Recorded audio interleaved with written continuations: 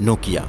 ये नाम सुनते ही लाखों इंडियंस के मन में एक ही सवाल उठता है, क्या कभी फिर कोई नया नोकिया स्मार्टफोन हमारे हाथों में आएगा? क्योंकि वो सुनहरा दौर आज भी भूलना मुश्किल है जब नोकिया 3310 पर स्नेक गेम हमारा फेवरेट टाइम पास था। नोकिया 1100 की बैटरी हफ्तों तक हमारा साथ देती थी। उसका टॉर्च भी किसी लग्जरी फीचर से कम नहीं लगता था। और जिसके पास 0.3 MP कैमरा वाला नोकिया 6600 हो, उसका स्टेटस ही अलग होता था। नोकिया सिर्फ एक फोन नहीं था, एक इमोशन था। उसकी रिंगटोन आज भी पुरानी यादें जगा देती है। लेकिन जिस ब्रांड ने इंडिया के 60-70% मोबाइल मार्केट पर राज किया, वो रातों रात गायब कैसे हो गया? बहुत कम लोग जानते हैं कि नोकिया की कहानी 160 साल पुरानी है। पेपर मिल से शुरुआत, फिर रबर, केमिकल्स, केबल्स और टेलीविजन्स, और 90s में आया वो मोड़ जिसने नोकिया को मोबाइल की दुनिया का बादशाह बना दिया।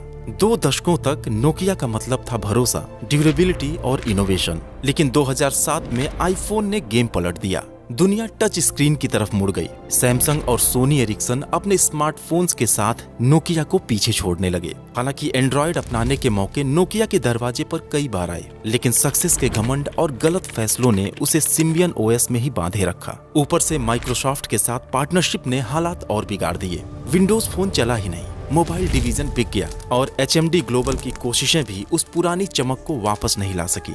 तो क्या नोकिया सच में खत्म हो गया? और अगर हाँ, तो फिर हाल ही में एनवीडिया ने नोकिया में $1 बिलियन का इन्वेस्टमेंट क्यों किया? क्या नोकिया के पास कोई ऐसा सीक्रेट ग्लोबल बिजनेस भी है जिसके बारे में दुनिया को अभी बहुत ही कम पता है? आज की इस वीडियो में हम नोकिया का राइज, फॉल और उस हिडन एम्पायर के बारे में समझेंगे जो शायद फिर से इतिहास बदल सकता है। कहानी की शुरुआत होती है साल 1865 में। फिनलैंड की बर्फीली जमीन पर 27 साल के एक इंजीनियर फ्रेडरिक आइडस्टम एक पेपर मिल की शुरुआत करते हैं। उस समय यूरोप तेजी से इंडस्ट्रियलाइज हो रहा था, लेकिन फिनलैंड में मॉडर्न मिल्स की बेहद कमी थी। 3 साल बाद 1868 में नोकियन विर्ता रिवर के किनारे फ्रेडरिक ने दूसरा बड़ा मिल स्टैब्लिश किया और इसी नदी के नाम पर जन्म हुआ नोकिया का। किसी ने सोचा भी नहीं था कि यह छोटा सा नाम आगे चलकर दुनिया का एक ग्लोबल ब्रांड बन जाएगा। शुरुआत बिल्कुल सिंपल थी, लकड़ी के पल्प से पेपर बनाना। लेकिन धीरे धीरे नोकिया सिर्फ एक पेपर कंपनी नहीं रही, वह फिनलैंड की इंडस्ट्रियल बैकबोन बनती चली गई। क्योंकि पेपर बिजनेस की सक्सेस ने कंपनी को कॉन्फिडेंस दिया कि उसका दायरा सिर्फ एक इंडस्ट्री तक सीमित नहीं रहना चाहिए। जैसे जैसे फिनलैंड आगे बढ़ता गया, नोकिया ने भी अपने बिजनेस को तेजी से डाइवर्सिफाई किया। पेपर के साथ साथ rubber goods, boots, tyres, chemicals, power cables और टेलीकॉम केबल्स भी बनाए जाने लगे। उस दौर में इंडस्ट्रीज कम थी, जॉब्स लिमिटेड थी और इंफ्रास्ट्रक्चर भी काफी कमजोर था। नोकिया ने इन गैप्स को भरना शुरू किया। खेतों में काम करने वाले लोग फैक्ट्री वर्कर्स बनने लगे। छोटे कस्बे इंडस्ट्रियल हब्स में तब्दील हो गए और नोकिया का कद इतना बड़ा हो गया कि वो फिनलैंड की इकोनॉमी का बैकबोन बन गया। फिर दौर आया 80s का, जब दुनिया कंज्यूमर इलेक्ट्रॉनिक्स के नए दौर में एंटर कर चुकी थी। नोकिया भी पीछे नहीं रहा। Televisions, digital gadgets, early computers और रेडियो फोन्स जैसे हर नए प्रोडक्ट ने नोकिया की आइडेंटिटी को पेपर से हटाकर इलेक्ट्रॉनिक्स की दुनिया में शिफ्ट कर दिया। लेकिन कंपनी समझ चुकी थी कि इलेक्ट्रॉनिक्स सिर्फ शुरुआत है, असली फ्यूचर टेलीकॉम और ग्लोबल कनेक्टिविटी में छिपा है। इसलिए नोकिया ने अपने पुराने बिजनेसेस को धीरे धीरे बेचकर पूरा फोकस टेलीकॉम, मोबिलिटी और डिजिटल कम्युनिकेशन पर लगा दिया। साल 92 आते आते यूरोप GSM टेक्नोलॉजी की तरफ बढ़ रहा था और नोकिया इस रिवोल्यूशन में सबसे पहले कूद पड़ा। अर्ली मूवर एडवांटेज की वजह से network switching systems, base stations और डिजिटल GSM स्टैंडर्ड्स में नोकिया की पकड़ इतनी मजबूत बन गई कि कोई उसका मुकाबला ही नहीं कर पाया। और जैसे ही GSM का ग्लोबल रोल आउट शुरू हुआ, नोकिया ने दुनिया को ऐसा मोबाइल इकोसिस्टम दिया जिसने ग्लोबल टेलीकम्युनिकेशन का डेफिनेशन ही बदल दिया। साथ ही मिड 90s तक नोकिया ने अपने शुरुआती मोबाइल फोन्स भी लॉन्च करने शुरू कर दिए। और इसके बाद जो हुआ दोस्तों, वो किसी चमत्कार से कम नहीं था। कुछ ही सालों में नोकिया फिनलैंड की बाउंड्रीज से निकलकर एक ग्लोबल ब्रांड बन गया। दुनिया के दर्जनों देशों में मोबाइल कनेक्टिविटी नोकिया की टेक्नोलॉजी पर चलने लगी। लेकिन दोस्तों, जैसे जैसे कंपनीज आगे बढ़ती हैं, उनके लिए चैलेंज सिर्फ प्रोडक्ट या मार्केट का नहीं होता, बल्कि उस सिस्टम का भी होता है जो पूरे बिजनेस को मैनेज करता है। नोकिया के दौर में भी दुनिया भर में फैले ऑपरेशंस को मैनेज करना इतना आसान नहीं था। सेल्स, लॉजिस्टिक्स, फाइनेंस, वेयरहाउस और HR सब कुछ एक साथ सिंक में चलना जरूरी था। आज किसी भी ग्रोइंग कंपनी के लिए सबसे इम्पोर्टेंट स्टेप यही माना जाता है कि उसके सारे डिपार्टमेंट्स एक ही डिजिटल प्लेटफॉर्म पर कनेक्टेड हो। और इस मॉडर्न एरा में एक सबसे रिलायबल सॉल्यूशन है ओडू, एक all in one business management software. जहां 45 प्लस इंटीग्रेटेड ऐप्स एक ही इकोसिस्टम में ऑपरेट करते हैं। वेबसाइट से लेकर sales, finance, inventory and manufacturing और एचआर से मार्केटिंग तक हर फंक्शन एक ही जगह कनेक्ट होकर चलता है ताकि डेटा बिखरे नहीं और डिसीजन मेकिंग फास्ट हो। अलग अलग सॉफ्टवेयर इस्तेमाल करने की जरूरत ही खत्म हो जाती है। और चाहे आपका बिजनेस छोटा स्टार्टअप हो या बड़ा इंटरप्राइज, ओडू का फ्लेक्सिबल सेटअप हर स्केल पर आसानी से फिट हो जाता है। सबसे खास बात यह है कि आप इसे बिना किसी रिस्क के आजमा सकते हैं, क्योंकि ओडू एक ऐप को लाइफ टाइम फ्री इस्तेमाल करने का ऑप्शन देता है, जिससे आप खुद देख सकते हैं कि आपके ऑपरेशंस में कितना बदलाव आ सकता है। अगर आप चाहते हैं कि आपका बिजनेस मैनुअल प्रोसेस से निकलकर एक ट्रूली स्मार्ट कनेक्टेड सिस्टम की तरफ बढ़े, तो डिस्क्रिप्शन में दिए लिंक से ओडू को फ्री में एक्सप्लोर जरूर करिएगा। दोस्तों, यहाँ ये समझना जरूरी है कि मोबाइल फोन्स सिर्फ सामने दिखने वाला हिस्सा था, लेकिन असली बड़ा बिजनेस वो टेलीकॉम नेटवर्क्स थे जिनके सहारे पूरी दुनिया मोबाइल कॉल्स, एसएमएस और इंटरनेट चलाती है। पेपर से इलेक्ट्रॉनिक्स और इलेक्ट्रॉनिक्स से ग्लोबल टेक लीडरशिप तक नोकिया का राइज एक हिस्टोरिक ट्रांसफॉर्मेशन था। फिर 90s का वो आखिरी दौर आया जब दुनिया डिजिटल कम्युनिकेशन की तरफ तेजी से बढ़ रही थी। लेकिन नोकिया की कहानी तो मोबाइल फोन्स में बहुत पहले ही शुरू हो चुकी थी। 1982 में नोकिया ने अपना पहला मोबाइल डिवाइस मोबीरा सेनेटर लॉन्च किया, जिसका वेट लगभग 9.8 केजी था। इसके बाद टॉकमैन सीरीज आई, फिर 760 ग्राम्स का सिटी मैन आया। लेकिन ये तो बस मोबाइल रिवॉल्यूशन की शुरुआती तैयारी भर थी। दुनिया ने नोकिया की कैपेबिलिटीज को उस समय एक्सेप्ट किया जब साल 1995 के आसपास उसने नोकिया 101, नोकिया 1011 और नोकिया 2110 जैसे कॉम्पैक्ट मॉडल्स पेश किए।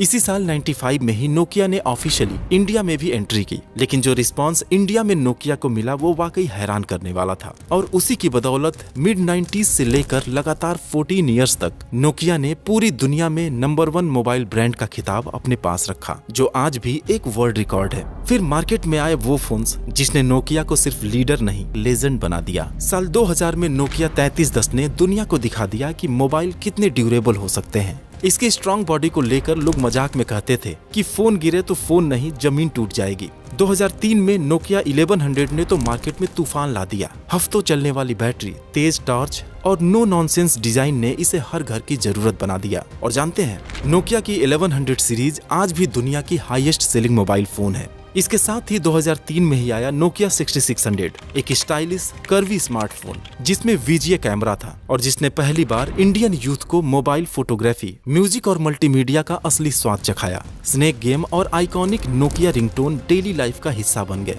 नोकिया अब सिर्फ एक फोन नहीं था, यह ट्रस्ट और रिलायबिलिटी का नाम बन चुका था और इंडिया के 60% से भी ज्यादा मार्केट पर इसका कब्जा हो चुका था। यह वो दौर था जब नोकिया दुनिया का अनडिस्प्यूटेड किंग था और सच में लगता था कि कोई कंपनी उसे हिला नहीं सकती। लेकिन फिर आया साल 2007 का वो साल जिसने पूरी मोबाइल इंडस्ट्री की दिशा ही बदल दी। नोकिया तब भी दुनिया का राजा था। हर कॉन्टिनेंट में उसकी मौजूदगी, करोड़ों लोगों के हाथ में उसके फोन और कई देशों की इकोनॉमी उसकी टेक्नोलॉजी पर डिपेंड करती थी। लेकिन इस चमकदार साम्राज्य के पीछे एक धीमी आग भी जल रही थी, एक ऐसा तूफान जिसे बाहर कोई देख नहीं पा रहा था। ये तूफान था रॉन्ग डिसीजंस का, इंटरनल कॉन्फ्लिक्ट्स का और बदलती टेक्नोलॉजी को समझने में की गई घातक देरी का। सबसे बड़ी लड़ाई सॉफ्टवेयर को लेकर थी। नोकिया के टॉप इंजीनियर्स बार बार वार्निंग दे रहे थे कि फ्यूचर टच स्क्रीन और मोबाइल इंटरनेट का है और उनका सिम्बियन ओएस इस नए दौर के लिए बेहद पुराना, धीमा और आउटडेटेड हो चुका है। उनका साफ कहना था कि मॉडर्न लाइनक्स बेस्ड ओएस अपनाए बिना नोकिया एप्पल और गूगल जैसे जायंट्स के सामने टिक ही नहीं पाएगा। लेकिन लीडरशिप सिम्बियन छोड़ने को तैयार नहीं थी। उनके लिए सिम्बियन सिर्फ सॉफ्टवेयर नहीं बल्कि नोकिया की आइडेंटिटी बन चुका था। यही जिद, ईगो और इंटरनल पॉलिटिक्स धीरे धीरे इनोवेशन का गला घोंटती गई। फिर आया 9 जनवरी 2007 का वो ऐतिहासिक दिन जब स्टीव जॉब्स स्टेज पर खड़े हुए और दुनिया को पहला आईफोन दिखाया।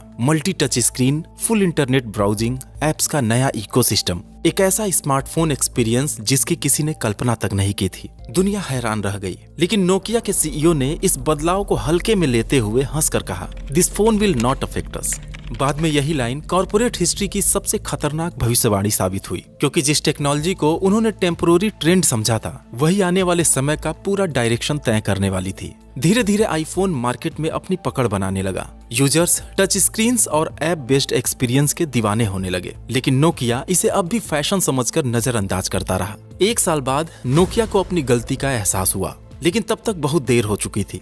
चुनौती सिर्फ एप्पल की नहीं थी। एंड्रॉयड स्मार्टफोन्स तूफान की तरह बाजार पर छा रहे थे। HTC, सैमसंग और सोनी एरिक्सन सभी टच स्क्रीन रेवोल्यूशन अपना चुके थे। इनोवेशन तेजी से बढ़ रहा था और मोबाइल मार्केट का पूरा DNA बदल चुका था। लेकिन नोकिया अब भी अपनी पुरानी सोच से बंधा बैठा था। गूगल कई बार पार्टनरशिप प्रपोजल लेकर आया और नोकिया के इंजीनियर्स भी साफ कहते रहे, "Only Android can save us." लेकिन लीडरशिप का घमंड, सिम्बियन से इमोशनल अटैचमेंट और भारी ब्यूरोक्रेसी ने हर बदलाव को रोक दिया।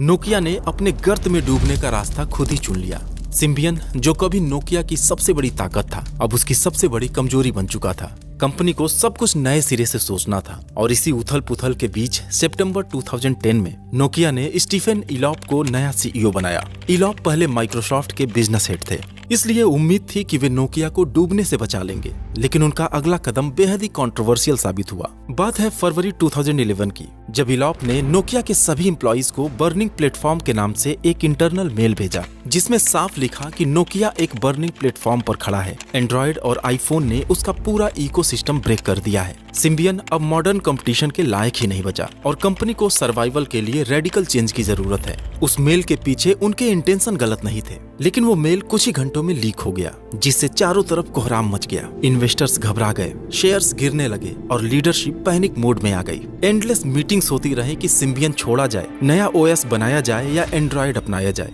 लेकिन हर बड़ा फैसला महीनों लटकता रहा और उतने में एप्पल और सैमसंग कई साल आगे निकल गए और फिर नोकिया ने वो कदम उठाया जिसने उसके मोबाइल बिजनेस की आखिरी सांस भी तय कर दी, माइक्रोसॉफ्ट डील। पूरा दांव विंडोज फोन पर लगा दिया गया। इलॉप चाहते थे कि नोकिया का OS भी एप्पल की तरह क्लोज्ड और एक्सक्लूसिव हो, लेकिन दुनिया तेजी से एंड्रॉयड के ओपन प्लेटफॉर्म की तरफ बढ़ रही थी। लूमिया सीरीज को लॉन्च किया गया, पर ना तो ऐप डेवलपर्स ने सपोर्ट किया और ना ही कंज्यूमर्स को पसंद आया। हालांकि विंडोज फोन टेक्निकली अच्छे थे, बट कमजोर इकोसिस्टम ने उसे फ्लॉप बना दिया। जो नोकिया 2008 तक दुनिया की 50% मोबाइल मार्केट ओन करता था, वो 2013 आते आते सिर्फ 3% पर गिर गया। ये कॉर्पोरेट हिस्ट्री की सबसे तेज कोलैप्सेस में से एक है। फैक्ट्रीज बंद होने लगी, टॉप टैलेंट्स कंपनी छोड़ते गए, ब्रांड वैल्यू गिरती चली गई और हालात इतने खराब हो गए कि साल 2013 में नोकिया को मजबूरन अपना सबसे कीमती एसेट मोबाइल डिवीजन माइक्रोसॉफ्ट को बेचना पड़ा। इलॉप अपनी टीम के साथ माइक्रोसॉफ्ट में चले गए, लेकिन विंडोज फोन को बचाने की उनकी सारी कोशिशें नाकाम रहीं। सिर्फ एक साल में ही साफ हो गया कि नोकिया का मोबाइल एम्पायर अब अंतिम सांसें ले रहा है। आखिरकार 2016 में माइक्रोसॉफ्ट ने पूरा नोकिया मोबाइल डिवीजन बंद कर दिया और इस तरह एक युग का अंत हो गया। इसके बाद नोकिया का ब्रांड नेम, उसका फीचर फोन बिजनेस और मैन्युफैक्चरिंग राइट्स HMD ग्लोबल और फॉक्सकॉन को बेच दिया गया। HMD ने एंड्रॉयड फोन्स के साथ नोकिया को फिर उठाने की कोशिश की, लेकिन तब तक मार्केट सस्ते और तेजी से बढ़ते चीनी स्मार्टफोन से भर चुका था, जो कॉस्ट, फीचर्स और इनोवेशन में नोकिया से बहुत आगे निकल चुके थे। नतीजा ये हुआ कि HMD भी मोमेंटम नहीं पकड़ पाया और साल 24 आते आते उन्होंने अपने फोन्स नोकिया की जगह HMD नेम से लॉन्च करना शुरू कर दिया। यह साफ संकेत था कि मोबाइल इंडस्ट्री में नोकिया का चैप्टर अब इतिहास बन चुका है। यह डाउनफॉल सिर्फ मार्केट लॉस नहीं था, यह एरोगेंस, गलत जजमेंट, इंटरनल पॉलिटिक्स और इनोवेशन को अनदेखा करने की जिद का नतीजा था। लेकिन दोस्तों, यहीं से कहानी में असली ट्विस्ट आता है। नोकिया का मोबाइल एम्पायर भले ही ढह चुका था, मार्केट शेयर खत्म हो गया था और ब्रांड वैल्यू गिर चुकी थी, लेकिन क्या नोकिया पूरी तरह बर्बाद हो गया था? बिल्कुल नहीं, क्योंकि मोबाइल डिवीजन नोकिया के विशाल एम्पायर का सिर्फ एक छोटा सा हिस्सा था। असली नोकिया कॉर्पोरेशन अब भी जिंदा थी और चुपचाप अपने दूसरे जन्म की तैयारी कर रही थी। माइक्रोसॉफ्ट को मोबाइल डिवीजन बेचने के बाद सबसे बड़ा सवाल यही था, नोकिया आगे किस दिशा में जाएगा। इसी मोड़ पर कंपनी ने एक ऐसा फैसला लिया जिसने उसका फ्यूचर हमेशा के लिए बदल दिया। नोकिया ने साफ समझ लिया कि कल का फ्यूचर स्मार्टफोन्स में नहीं बल्कि टेलीकॉम नेटवर्क्स में है। 4G, 5G और आने वाला 6G। असली युद्ध इसी दुनिया में लड़ा जाना है, क्योंकि स्मार्टफोन लोग एक बार खरीदते हैं, लेकिन टेलीकॉम नेटवर्क्स हर सेकंड इस्तेमाल होते हैं और यही नोकिया ने अपनी असली ताकत पहचान ली। इसी बदलते दौर में नोकिया की कमान सौंपी गई दिल्ली बॉर्न राजीव सूरी को, जो नोकिया के लिए कोई नया चेहरा नहीं थे। वे 95 से ही कंपनी से जुड़े थे, नेटवर्क डिवीजन को लीड कर चुके थे। वो नोकिया का राइज भी देख चुके थे और क्रैश भी। सूरी समझते थे कि कमबैक तभी मुमकिन है जब नोकिया अपनी जड़ें टेलीकॉम और ग्लोबल इंफ्रास्ट्रक्चर में फिर से मजबूत करे। CEO बनते ही उन्होंने साफ कह दिया कि नोकिया का फ्यूचर मोबाइल फोन्स के बाहर है और टेलीकॉम नेटवर्क्स ही नया बैटलफील्ड है जहां नोकिया को जीतना है। उनके लीडरशिप में नोकिया ने वो कदम उठाए जिसकी किसी ने कल्पना भी नहीं की थी। पहला बड़ा फैसला था सीमेंस की टेलीकॉम यूनिट को अपने अंदर मर्ज करना, जिससे नोकिया सीमेंस नेटवर्क्स दुनिया के सबसे बड़े टेलीकॉम इंफ्रास्ट्रक्चर प्रोवाइडर में बदल गया। इसके बाद नोकिया ने एक और गेम चेंजिंग दांव खेला, अल्काटेल-ल्यूसेंट का एक्विजिशन। यह सिर्फ एक डील नहीं थी, यह नोकिया के दिमाग में एक सुपर कंप्यूटर जोड़ने जैसा था, क्योंकि अल्काटेल-ल्यूसेंट के पास था दुनिया का सबसे reputed R&D power house Bell Labs. वही बेल लैब्स जिसने ट्रांजिस्टर्स, लेजर्स, डिजिटल कम्युनिकेशन और यूनिक्स जैसे इन्वेंशंस दुनिया को दिए। इस मर्जर ने साफ दिखा दिया कि नोकिया अब किसी भी ग्लोबल टेक जाइंट से पीछे नहीं रहने वाला। इसी दौरान जब दुनिया 4G से 5G की ओर बढ़ रही थी, नोकिया ने चुपचाप तमाम ग्लोबल टेलीकॉम जाइंट्स को अपने नेटवर्क सॉल्यूशंस देना शुरू कर दिया। चाइना की हुआवे पर कई देशों ने प्रतिबंध लगा रखा था और एरिक्सन फाइनेंशियल इश्यूज से जूझ रहा था। इसी का फायदा नोकिया ने उठाया और तेजी से दुनिया का टेलीकॉम बैकबोन बनता गया।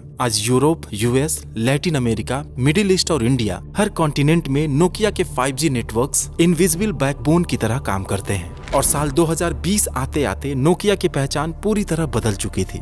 स्मार्टफोन्स अब सिर्फ नाम मात्र थे, जिन्हें HMD ग्लोबल लाइसेंस के तहत बनाता था। असली नोकिया अब एक $30 बिलियन से भी ज्यादा की टेलीकॉम टेक्नोलॉजी जाइंट बन चुकी थी। आज नोकिया के पास दुनिया का सबसे मजबूत 5G और आने वाले 6G का R&D इकोसिस्टम है। हजारों 5G पेटेंट्स हैं और सबमरीन केबल्स, क्लाउड नेटवर्किंग और इंडस्ट्रियल ऑटोमेशन में वो वर्ल्ड लीडर है। और फिर आया वो ट्विस्ट जिसने पूरी दुनिया का ध्यान नोकिया की तरफ एक बार फिर मोड़ दिया। एनवीडिया ने नोकिया में पूरे $1 बिलियन का स्ट्रेटेजिक इन्वेस्टमेंट कर दिया। एनवीडिया, जो AI और हाई परफॉर्मेंस कंप्यूटिंग का ग्लोबल किंग है, निवेश तभी करता है जब कोई कंपनी सच में फ्यूचर की नींव रख रही हो। और यही दुनिया को समझ आया कि नोकिया अब सिर्फ टेलीकॉम नहीं बल्कि AI driven 6G networks, autonomous connectivity और नेक्स्ट जेन क्लाउड सिस्टम बना रहा है, जहां नेटवर्क्स खुद सीखेंगे, खुद रिपेयर होंगे और खुद ऑप्टिमाइज होंगे। ऐसी टेक्नोलॉजी जो आने वाले सालों में पूरी टेलीकॉम इंडस्ट्री की दिशा बदल सकती है। तो सवाल उठता है कि क्या नोकिया स्मार्टफोन्स वापस आएंगे?